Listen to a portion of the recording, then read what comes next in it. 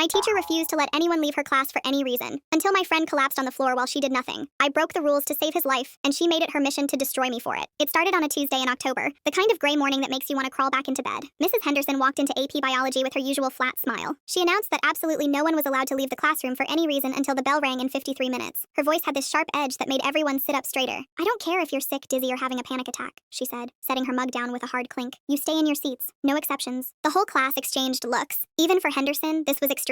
She'd always been strict, but this felt different, more personal somehow, like she was trying to prove a point we didn't understand yet. I should mention that Mrs. Henderson and I had history. Last month, she'd made a mistake during a lecture about DNA replication, mixing up the leading and lagging strands. I'd politely raised my hand and corrected her, explaining the difference in front of the whole class. The entire room had turned to look at me, then back at her. You could have heard a pin drop. She'd stood there for 10 seconds, her face turning red like a ripe tomato. Then she'd quietly erased the board and written the correct information. But I could feel her eyes on me for the rest of the semester. Cold, calculating stares that made my skin crawl. She'd started calling on me more often, asking harder questions, grading my papers more harshly. Nothing I could prove, but the pattern was clear. "Today we're covering cellular respiration," she announced, turning to write on the whiteboard. "And since apparently some of you think you know more than your teacher, we'll be having a pop quiz at the end of class." Great! Another way to make everyone hate me. I could already feel the annoyed glances from my classmates. "Thanks, Mrs. Henderson." 20 minutes into her lecture about the Krebs cycle, I noticed Marcus Chen starting to sway in his seat. I was sitting 2 rows behind him, close enough to see the sweat beating on his neck despite the classroom's chilly air conditioning. His breathing got shallow and rapid, the kind of breathing you see in people who are about to pass out. I'd seen it before when my diabetic cousin had low glucose episodes during family dinners. Marcus was the type of kid who never caused trouble. Honor roll student since freshman year. Never missed school unless he was literally hospitalized. Always had his homework done 3 days early. If Marcus looked sick, he was really sick. He raised his hand weakly. "Mrs. Henderson, I don't feel good." She didn't even look at him. "Put your hand down, Marcus. We're not falling for that old trick today." "But I really don't." I said, "Put your hand down." Marcus's hand dropped to his desk. His face was getting pale, almost gray. The girl next to him, Laura Martinez, kept looking between Marcus and Mrs. Henderson with growing alarm. I could see other students starting to notice something was wrong. Tommy Williams, who sat in front of Marcus, turned around with concern. Even Jake Peterson, who usually slept through biology, was sitting up and staring. Marcus tried to steady himself by gripping his desk, but his hands were shaking. A few beads of sweat dripped onto his notebook, smearing the ink from his notes. Then he just collapsed. His chair scraped against the floor as he pitched forward, slumping over his desk before sliding down to the ground. The sound echoed through the silent classroom like a gunshot. Everyone froze for a heartbeat, staring at Marcus lying on the floor. You could hear the clock ticking on the wall, the hum of the fluorescent lights, someone's sharp intake of breath. Everyone froze except me. My body moved before my brain caught up. I jumped out of my seat and rushed over to Marcus, dropping to my knees beside him. He was completely unresponsive, his breathing shallow and irregular. "Someone call 911, I shouted, checking his pulse at his neck like I'd learned in the CPR class I'd taken last summer. His heartbeat was rapid but weak. "Now!" Laura Martinez was already reaching for her phone, but Mrs. Henderson's voice cut through the air like a whip. "Nobody moves, nobody calls anyone." But Mrs. Henderson stepped between me and the door, her arms crossed like a bouncer at a nightclub. Her coffee mug sat forgotten on her desk, steam still rising from it. "Sit down, Caroline. Now." Her voice was ice cold, the same tone she used when she was about to hand out detentions for talking. "He's unconscious and needs help. We need to get the nurse." I tried to move around her, but she sidestepped to block me again. Her coffee breath was hot on my face. I said, "Sit down. He's fine. Students fake medical emergencies all the time to get out of tests." She glanced at Marcus dismissively, especially right before pop quizzes. I stared at her in disbelief. Marcus was lying on the floor and she thought it was fake? "Look at him," I said, gesturing frantically. "Does this look fake to you?" Laura Martinez had knelt beside Marcus, trying to check his pulse with shaking hands. "He's barely breathing," she said, her voice cracking. "This isn't fake, Mrs. Henderson. Something's really wrong." Tommy Williams stood up from his seat. "Mrs. Henderson, he looks really pale. Maybe we should—" "Sit down, Tommy. Everyone sit down right now." But more students were getting up now. Jake Peterson was standing by his desk looking scared. Emily Rodriguez had her phone out, ready to dial 911. "Put that phone away, Emily, now." But Henderson just crossed her arms tighter. "Everyone back to your seats. Marcus will be fine in a few minutes when he realizes his little performance isn't working." That's when I noticed Marcus's lips were turning pale. My cousin's lips had done the same thing during her worst hypoglycemic episode, right before she had to be rushed to the hospital. "I'm getting the nurse," I said, starting toward the door again. Mrs. Henderson grabbed my arm firmly enough to leave marks that would last for days. "If you walk out that door, you'll get detention for the rest of the semester." The threat hung in the air like a storm cloud. I could feel the entire class watching us, waiting to see what I would do. Laura was crying now, trying to shake Marcus awake gently. I looked down at Marcus again. His breathing was getting worse. His skin was getting clammy and pale. This wasn't some performance to get out of a test. This was serious.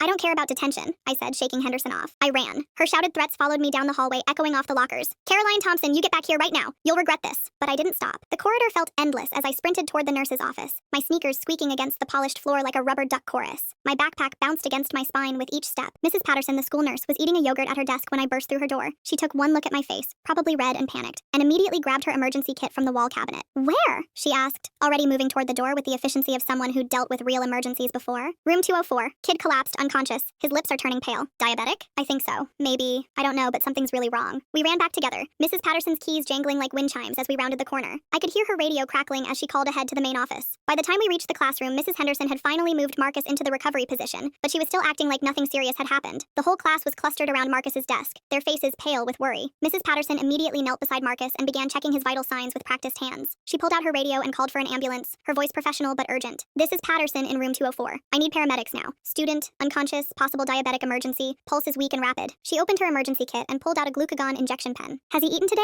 She asked the class, not looking up from Marcus. He skipped lunch, Laura said through her tears. Said he wasn't hungry. And he didn't eat breakfast either. I saw him in first period and he said he forgot. Mrs. Patterson frowned. How long has he been unconscious? At least 10 minutes, I said. Several other students nodded in agreement. She administered the injection quickly and efficiently. Marcus's breathing was still shallow, but at least his lips weren't getting any paler. The paramedics arrived 6 minutes later, though it felt like hours. They came through the door with a stretcher and medical bags, moving with the kind of calm urgency that only comes from years of experience. They immediately took over from Mrs. Patterson, checking Marcus's vital signs and blood glucose levels. One of them pulled out a small electronic device and pricked Marcus's finger. The reading on their meter made the lead paramedic shake his head seriously. 28, he said to his partner. How long did you say he's been unconscious? At least 10 minutes, I repeated. The paramedic's expression grew more concerned. That's quite low for this long. We need to move quickly. They started an IV line and began pushing glucose directly into Marcus's bloodstream. Within minutes, he started responding. His eyelids fluttered, then opened slowly. What happened? He asked groggily, trying to sit up. Easy there, buddy, the paramedic said gently. You had a severe low blood sugar episode. We're taking you to the hospital to get you checked out. As they prepared to move him to the stretcher, Marcus looked around the room until his eyes found mine. Caroline, he said weakly. Thank you. I felt tears prick at my eyes. Just get better, okay? As they wheeled Marcus toward the door, Mrs. Henderson walked over to my desk like nothing had happened. She placed a pink detention slip on top of my notebook like she was serving me court papers. Tomorrow after school, room 204, don't be late. The whole class stared at her in disbelief. The paramedics were still in the hallway and she was handing out detention slips. Laura Martinez stood up from her desk, her face flushed with anger. Are you serious right now? She saved his life. Mrs. Henderson turned her cold stare on Laura. She violated a direct order and disrupted my classroom. Actions have consequences. But Marcus could have been in serious trouble, Tommy Williams said. That's enough, Henderson snapped. Everyone back to your seats. We still have 20 minutes of class left. She returned to the whiteboard like nothing had happened, stepping around the spot on the floor where Marcus had fallen. Now, where were we? The electron transport chain.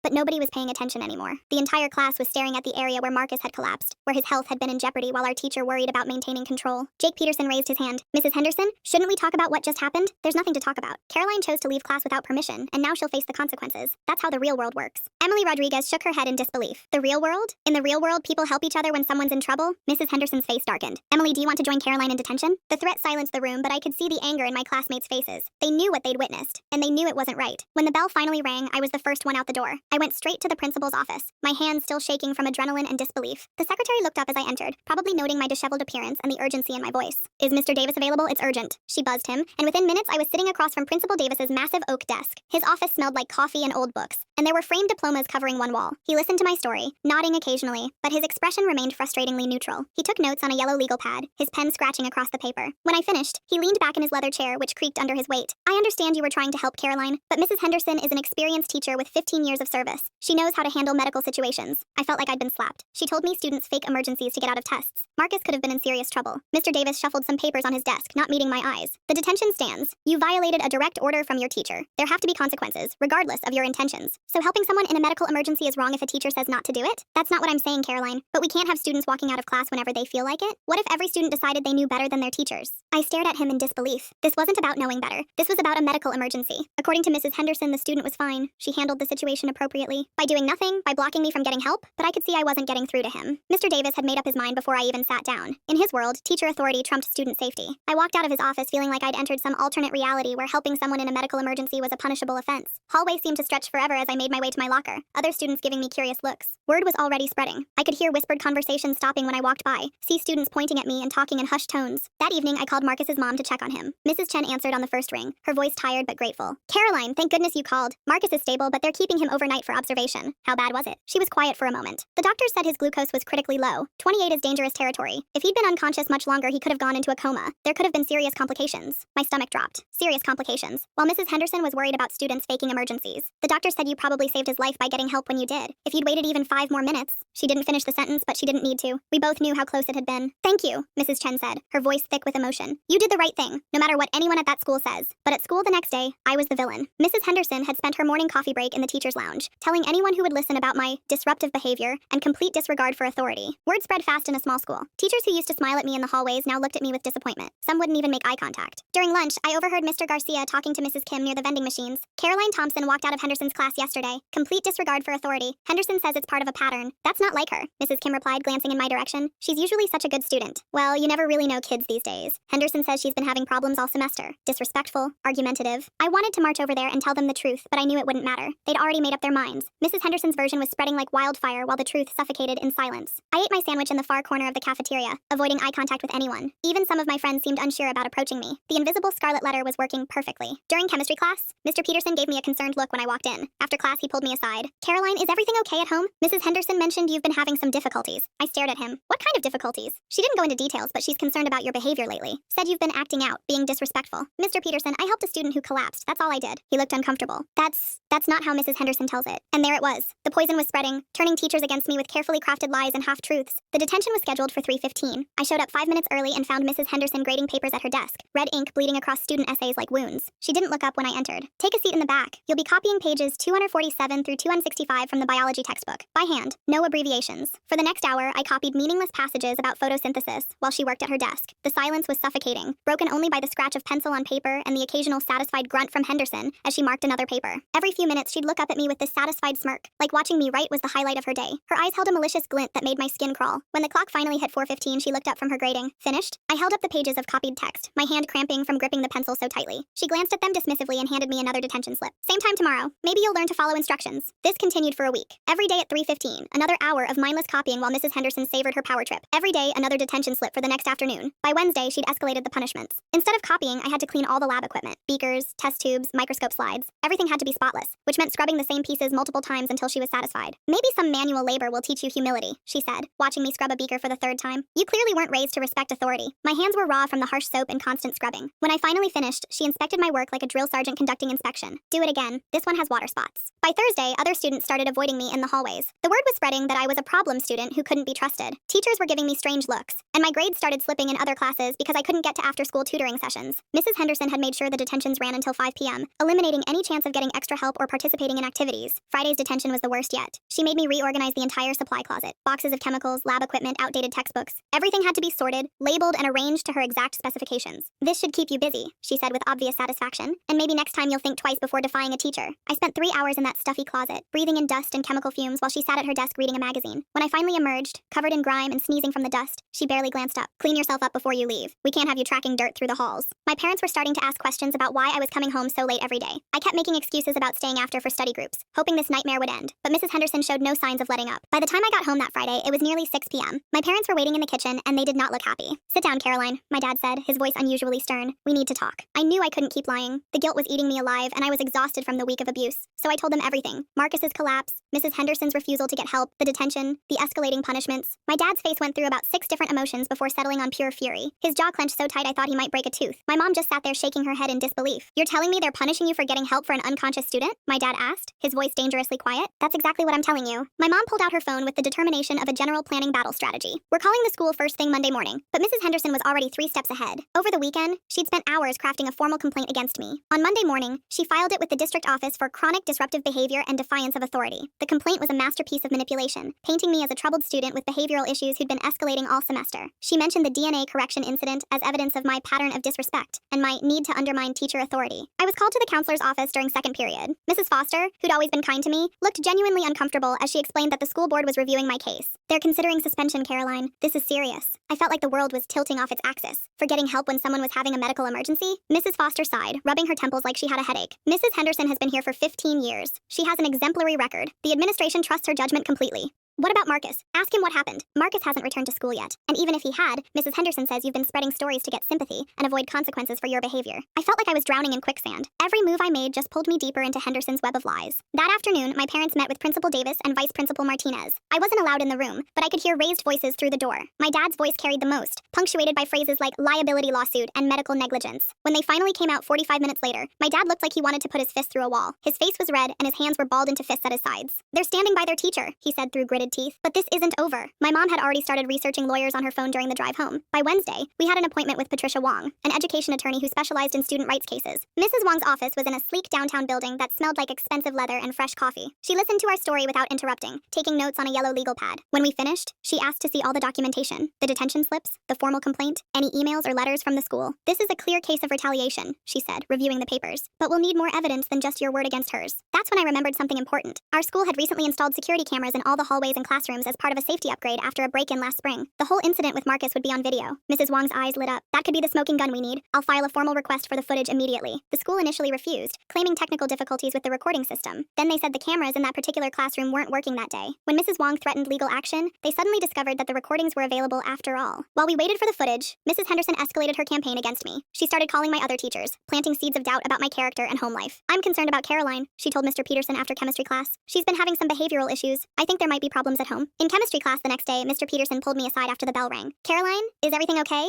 Mrs. Henderson mentioned you might be going through some family troubles. My family is fine. Mrs. Henderson is lying because I saved a student and she's embarrassed. Mr. Peterson looked uncomfortable, shifting his weight from foot to foot. That's a serious accusation, Caroline. Mrs. Henderson is a respected colleague with years of experience. She's trying to destroy my reputation because I made her look bad in front of the class. But I could see the doubt creeping into his eyes. Mrs. Henderson's reputation was working against me like a shield, deflecting all accusations back at me. The whisper campaign spread to other teachers with surgical precision. In English, Mrs. Peterson started asking if I was getting the support I needed at home. In math, Mr. Williams suggested I might benefit from counseling services. Caroline, we're all concerned about you, Mrs. Peterson said after class one day. These stories about Mrs. Henderson, they just don't sound like the person we know. Because you don't really know her. You only see what she wants you to see. But I could tell I was losing her too. Mrs. Henderson's whisper campaign was working perfectly, isolating me from every potential ally. Meanwhile, my grades started slipping as the stress mounted. I couldn't concentrate in class, couldn't focus on homework. Every day felt like walking through a minefield, waiting for the next explosion. The video finally arrived on Thursday, and it was even more damning than we'd hoped. The camera angle captured everything. Marcus's collapse, my attempt to help, Mrs. Henderson physically blocking my exit, and me eventually pushing past her to get the nurse.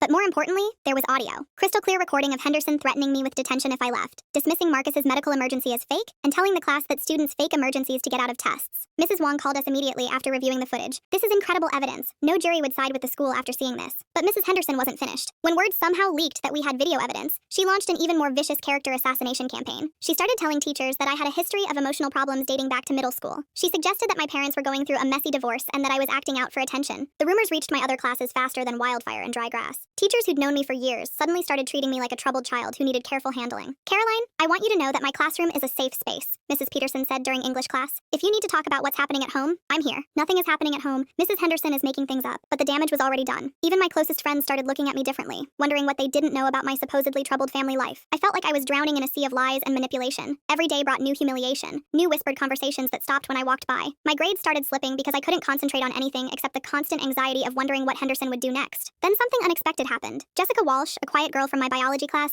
approached me at lunch during the second week of the campaign against me. I believe you, she said, sitting down across from me in the nearly empty cafeteria, about what happened with Marcus. I nearly cried with relief. You do? My older sister had Mrs. Henderson 3 years ago. She did the same thing to her, made up lies, got her in trouble with other teachers. My sister almost didn't graduate because of her. Jessica's sister Amy was now a sophomore at State University, but she agreed to meet with us and tell her story to our lawyer. Amy drove down that weekend, still visibly angry about her experience with Henderson. Amy Walsh sat in Mrs. Wong's office and described a pattern of behavior that was chillingly familiar. Mrs. Henderson had targeted her after Amy questioned a grade on a test she was certain she'd answered correctly. She made my senior year absolute misery, Amy said, her hands clenched into fists. She told my other teachers I was cheating, that I had behavioral problems at home, that I was emotionally unstable. She even called 2 of the colleges I'd applied to and suggested they reconsider my applications. Mrs. Wong took careful notes, her expression growing more serious with each detail. Did anyone believe you when you tried to tell them what was happening? Amy shook her head bitterly. She's very convincing. And she'd been there so long, everyone just accepted her word as gospel. My parents tried to fight it, but the administration closed ranks around her. How did it end? I asked. I barely graduated, lost 2 scholarship opportunities because of her lies. It took me 2 extra years to get into college because she'd poisoned so many wells. Amy's voice was tight with old anger. But I survived, and now she's doing it to you. Mrs. Wong tapped her pen against her legal pad. This establishes a clear pattern of retaliation, but we'll need more recent examples to make the strongest case possible. That's when Jessica spoke up. There might be others. In our class, everyone's too scared to speak up because they've seen what she does to people who cross her. But maybe if they knew, they weren't alone. We started reaching out carefully, Jessica talking to current students while Amy contacted people from her graduating class. What we found was more disturbing than I'd imagined. Mrs. Henderson had a clear, methodical pattern. She'd pick 1 or 2 students each year who challenged her authority in any way, questioning a grade, correcting a mistake, even just asking too many questions. Then she'd systematically destroy their reputations through a carefully orchestrated campaign of lies and manipulation. Most students had just endured it and moved on, too afraid or too broken to fight back. But some had lasting damage that followed them for years. Kevin Martinez from Amy's class had lost a full scholarship to Northwestern because Henderson convinced his guidance counselor that he was emotionally emotionally unstable and potentially disruptive. Maria Santos had been pushed out of all AP classes after Henderson told the other teachers that she was cheating and couldn't handle the academic pressure. Maria ended up at community college instead of the 4-year university she'd dreamed of attending. By Friday, we had sworn statements from 6 former students spanning 3 years. The pattern was undeniable, and Mrs. Wong was building a case that went far beyond my individual situation. This isn't just about Caroline anymore, she told my parents. This is about a teacher who's been abusing her position to destroy students' futures for years. Then Marcus returned to school. It was a Thursday morning in early November, and I was at my locker grabbing books for first period when I felt a tap on my shoulder. I turned around to see Marcus standing there, looking completely healthy and back to his normal self. His face lit up when he saw me. Caroline, I was hoping to see you. Marcus, how are you feeling? Much better, thanks to you. His expression grew serious. I heard what's been happening, what Mrs. Henderson has been doing to you. It's not right. I felt tears prick at my eyes. After weeks of isolation and character assassination, having someone acknowledge the truth felt like finding water in a desert. She's telling everyone that I made the whole thing up to get attention. Marcus shook his head firmly. I remember everything that happened before I collapsed. I remember asking for help, and her refusing. I remember her saying students fake emergencies to get out of tests.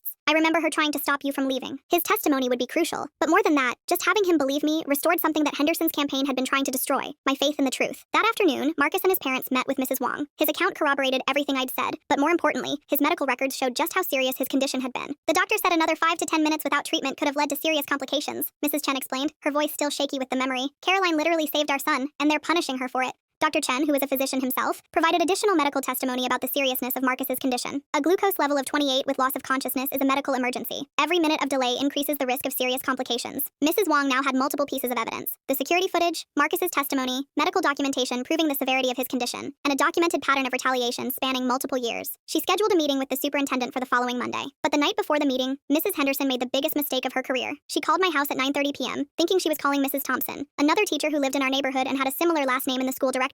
My mom answered the phone in the kitchen while I was doing homework at the dining room table. Hello? Thank God you picked up, came Mrs. Henderson's voice, loud enough for me to hear from the next room. I need to talk to someone about this Caroline Thompson situation. My mom's eyes widened, and she quickly put the phone on speaker, while gesturing for me to grab the recording app on her phone. Mrs. Henderson launched into a vicious rant that revealed everything we'd suspected and more. This little troublemaker thinks she can embarrass me in front of my class and get away with it. I'm going to make sure she's expelled from this school and blacklisted from every decent college in the state. She kept going, digging herself deeper with every word. I've already called 3 colleges on her application list, told them she has serious behavioral problems and a history of defying authority. No decent school will want to deal with that kind of trouble. My mom let her talk, recording every word while making faces of shock and disgust. Henderson's voice dripped with malice as she outlined her plans. I've been doing this for 15 years. I know exactly how to handle problem students like her. By the time I'm done, her academic record will be so damaged that she'll be lucky to get into community college. She bragged about her systematic campaign against me, admitting to spreading lies to other teachers and sabotaging my relationships with potential allies. The best part is, everyone believes me because I've been here so long. Her word against mine? Please. I'm a respected educator with an exemplary record. Finally, after 3 full minutes of incriminating herself, my mom spoke up. This is Caroline's mother, not whoever you think you're calling. The silence on the other end was deafening. Then the line went dead with a sharp click, but the damage was done. Mrs. Henderson had just confessed to everything we'd suspected and more, all while being recorded on a clear phone line. My mom immediately called Mrs. Wong, who nearly shouted with excitement when she heard about the recording. This is incredible. She just admitted to harassment, educational sabotage, and defamation of character. The school district will have no choice but to act. The superintendent's meeting the next day was unlike anything I'd expected. Mrs. Wong played the recording for everyone in the room: Superintendent Johnson, Principal Davis, Vice Principal Martinez, and the head of the school board. The temperature in the room seemed to drop 10 degrees as Henderson's voice filled the air with her venomous threats. Superintendent Johnson's face went from professional concern to barely controlled anger as the recording continued. This is completely unacceptable, he said when the recording ended. We'll launch a formal investigation immediately, and Mrs. Henderson will be suspended pending the outcome. Within 2 hours, Mrs. Henderson was escorted from the building by security, carrying a box of her personal belongings.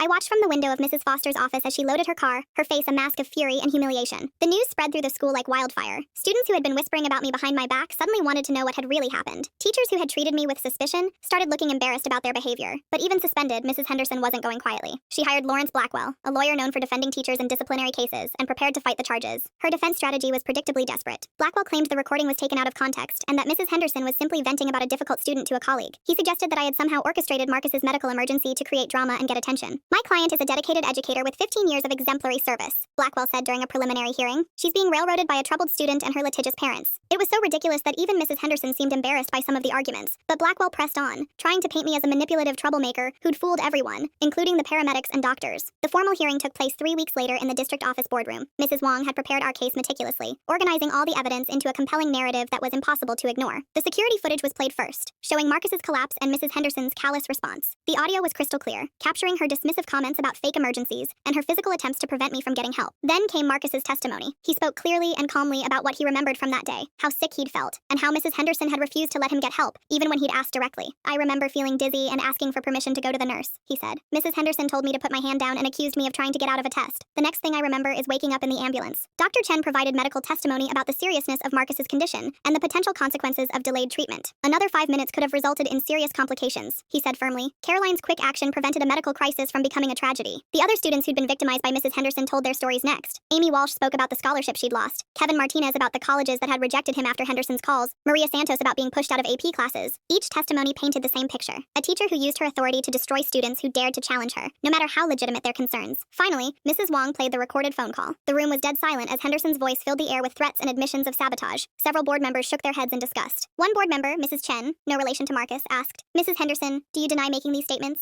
Henderson's lawyer whispered something in her ear before she answered. I was frustrated and spoke inappropriately, but my actions in the classroom were appropriate. Appropriate? Mrs. Chen shot back. You prevented a student from getting medical help for a classmate having a diabetic emergency. How is that appropriate? Blackwell's defense was weak and desperate. He tried to argue that Mrs. Henderson was just a dedicated teacher trying to maintain classroom discipline, but the evidence was overwhelming. Even if we accept that Mrs. Henderson believed the medical emergency was fake, Mrs. Wong said in her closing argument, the recording proves that her actions were motivated by personal revenge, not educational judgment. The school board deliberated for only 30 minutes. When they returned, Superintendent Johnson looked grim. After reviewing all the evidence, the board votes unanimously to terminate Mrs. Henderson's employment, effective immediately. Her teaching license will also be revoked pending a state investigation. Mrs. Henderson's face crumpled as the verdict was read. 15 years of her career ended in disgrace because she couldn't let go of her ego long enough to get help for a student having a medical emergency. Blackwell immediately announced they would appeal the decision, but Mrs. Wong was confident. No appeals court will overturn this. The evidence is too clear. The local news picked up the story that evening. Teacher fired after punishing student for saving classmate. Ran on all 3 network affiliates. Mrs. Henderson's photo appeared next to headlines about administrative overreach and student safety. By the next morning, the story had gone viral on social media.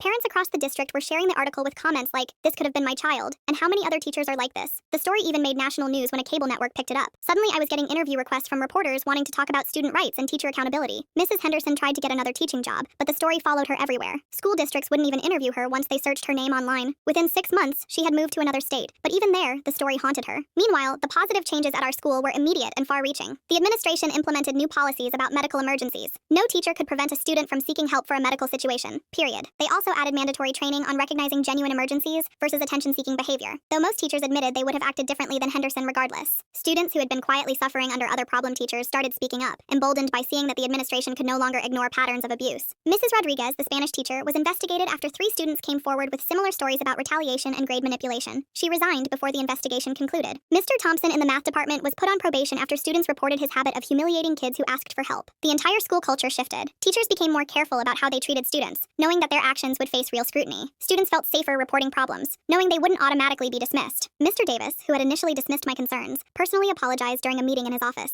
"I should have investigated your claims instead of automatically siding with a teacher just because of her tenure. I failed you, and I'm sorry. My other teachers started treating me differently too." Mr. Peterson in chemistry pulled me aside after class one day. "Caroline, I owe you an apology. I let Mrs. Henderson's lies influence my judgment instead of trusting what I knew about your character. Marcus and I became incredibly close friends after everything we'd been through together. We started a peer advocacy group at school for students who needed help navigating conflicts with teachers. You saved me," he told me one afternoon as we worked on biology homework in the library. "And then you saved me again by fighting Henderson when she tried to cover it up." The peer advocacy group grew quickly. Within a semester, we had 25 student members and 3 teacher advisors. We helped students document problems with teachers, navigate the complaint process, and provided emotional support during investigations. We helped 7 students that first year, including a freshman who was being targeted by her geometry teacher for asking too many questions, and a senior who was being graded unfairly because she'd reported a coach for inappropriate comments. My parents sued the school district for emotional distress, defamation, and educational interference. The case took 8 months to resolve, but we eventually settled for $150,000, enough to pay for my entire college education. More importantly, the settlement included provisions for better oversight of teacher conduct, clearer policies protecting students who report emergencies, and annual training on recognizing and preventing teacher retaliation. The colleges that Mrs. Henderson had contacted to sabotage my applications all sent letters of apology. Harvard, Stanford, and MIT not only restored my applications to their original status, but offered additional consideration for overcoming adversity. I chose MIT for their biomedical engineering program, inspired by my own experience to pursue emergency medicine with a focus on developing better emergency response systems in schools. My senior year was completely different from the nightmare junior year had become. Teachers treated me with respect, even admiration. I was elected class president, nominated for multiple academic awards, and asked to speak at graduation about courage and standing up for what's right. Marcus was valedictorian, maintaining his perfect GPA despite everything he'd been through. In his speech, he talked about the importance of having advocates, people willing to fight for you when you can't fight for yourself. "Caroline Thompson saved me in that biology classroom," he said, his voice carrying clearly across the packed auditorium. "But she did more than that. She showed all of us what it means to stand up for what's right, even when the whole system is against against you. Years later, I became Dr. Caroline Thompson, attending physician and patient advocate. I developed training programs for schools on emergency response protocols, working with districts nationwide to prevent the kind of institutional failure that had nearly cost Marcus his health. Marcus became a successful biomedical engineer whose glucose monitoring innovations have helped thousands of diabetic patients avoid emergencies like the one he experienced. We often presented together at education conferences, telling our story to administrators and teachers who were still learning how to balance authority with responsibility. I often get letters from teachers who attended our training sessions, telling me about students they helped because they remembered our story.